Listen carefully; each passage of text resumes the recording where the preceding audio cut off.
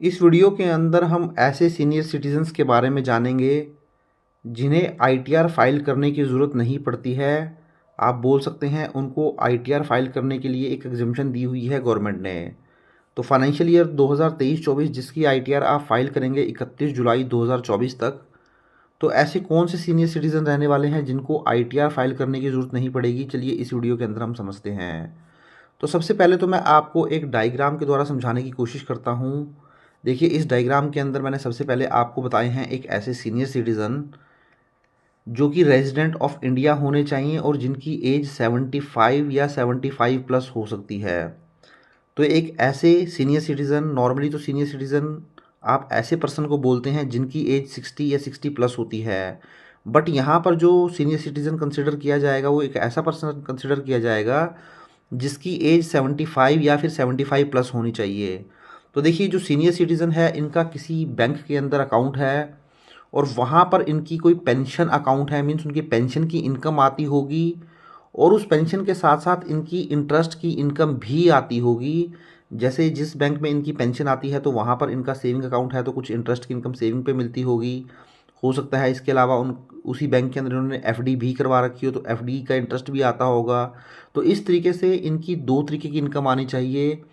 Pension income आ सकती है plus उसके साथ इंटरेस्ट की इनकम आ सकती है और दोनों सेम बैंक के अंदर आनी चाहिए। तो जो ये बैंक है इनको पेंशन जो है वो पे करेगा, इंटरेस्ट की इनकम पे करेगा आफ्टर डिडक्शन ऑफ टीडीएस। तो अगर एक रेजिडेंट इंडियन है 75 या 75 प्लस और उनकी किसी नोटिफाइड बैंक के अंदर जो है पेंशन अकाउंट है और उसी पेंशन अकाउंट के अंदर उनका इंटरेस्ट भी आता है, तो उस केस में क्या होगा, जो ये सीनियर सिटीजन जिनकी मैं बात कर रहा हूँ ये एक डिक्लेरेशन देंगे उस बैंक को। वो जो डिक्लेरेशन दी जाएगी वो दी जाएगी फॉर्म 12BB के अंदर। तो ये जो फॉर्म है ये भी मैं आपको आगे दिखा दूंगा। तो वहाँ पर जो डिक्लेरेशन इनके द्वारा दी जाएगी वो ये दी जाएगी कि जो मेरी इनकम है वो केवल और केवल पेंशन की इनकम है और जो इंटरेस्ट की इनकम है जो कि आपके बैंक अकाउंट के अंदर ही आती है। तो दोनों ही इनकम सेम बैंक के अंदर आनी चाहिए। इसके अलावा ये बताएंगे कि मेरी इसके अलावा और कोई भी इनकम नहीं है। और साथ ही साथ वो क्या करेंगे, जो भी उन्होंने इन्वेस्टमेंट की है, सेक्शन कोई 80C के अंदर इन्वेस्टमेंट की हो, 80D के अंदर इन्वेस्टमेंट की हो, कोई मेडिकल एक्सपेंडिचर किया हो, मेडिक्लेम लिया हो, तो वो सारे ही प्रूफ भी जो है वो बैंक को सबमिट करा देंगे। तो इस तरीके से बैंक के पास इनकी इनकम का रिकॉर्ड आ जाएगा, इनकी एक डिक्लेरेशन आ जाएगी। इसके बाद जो ये बैंक है वो क्या करेगा, इनकी इनकम को जो है वो कंप्यूट करेगा, टोटल करेगा, उसके बाद उसके ऊपर टैक्स की कैलकुलेशन करेगा। जो टीडीएस वगैरह होगा, जो टैक्स वगैरह होगा वो डिपॉजिट करवा देगा गवर्नमेंट को। तो इस तरीके से जो बैंक है इनके बिहाफ पर सारी ही जो है एक्टिविटी वो कर लेगा, इनकी इनकम वगैरह काउंट कर लेगा, इनकम टैक्सेबल इनकम निकाल लेगा। उसके बाद बैंक को लगता होगा कि इनको ओल्ड टैक्स रिजीम में फ़ायदा है तो ओल्ड टैक्स रिजीम में आईटीआर फाइल करवा देगा, न्यू टैक्स रिजीम में लगता है तो न्यू टैक्स रिजीम के अंदर आईटीआर फाइल करवा देगा। तो इस तरीके से जो भी उनका टैक्स बनता होगा वो जो है गवर्नमेंट के पास जो है इनकी सारी ही जो टीडीएस की डिडक्शन की होगी, टैक्स की डिडक्शन की होगी, वो गवर्नमेंट को जो है जमा करवा देंगे। तो इस तरीके से ये जो सीनियर सिटीज़न है, क्योंकि बैंक ने ही इनका सारा टैक्स काट के जो है जमा करवा दिया है गवर्नमेंट को, तो इसलिए इनको सेपरेटली अब किसी भी तरीके की आईटीआर फाइल करने की ज़रूरत नहीं पड़ेगी। तो इस तरीके से देखिए, आईटी डिपार्टमेंट को अब ये आईटीआर फाइल नहीं करेंगे क्योंकि आईटी डिपार्टमेंट को ये जो बैंक था उसने इनकी इनकम के ऊपर टैक्स काट के ऑलरेडी जमा करवा चुके हैं। तो अब मैं यहाँ पर आपको इस सेक्शन के बारे में बताता हूँ और थोड़ा सा यही पॉइंट को एक समरी की फॉर्म में दिखाता हूँ। तो देखिए, ये जो कंडीशन होती है ये सेक्शन 194P के अंदर होती है। तो सेक्शन 194P के अंदर ऐसे सीनियर सिटीजन को राइट दे दिया जाता है, जैसा कि मैंने बताया, वो 75 ईयर या 75 ईयर से अबव हो सकता है। इसके अलावा वो रेजिडेंट होना ज़रूरी है, अगर वो नॉन रेजिडेंट इंडियन होगा तो बेनिफिट नहीं मिलेगा। वहीं उनकी केवल पेंशन की इनकम हो, इंटरेस्ट की इनकम हो, या दोनों में से कोई एक इनकम हो सकती है। वो मीन्स उनका पेंशन अकाउंट जो आता होगा उसके साथ साथ उसकी इंटरेस्ट की इनकम भी हो सकती है।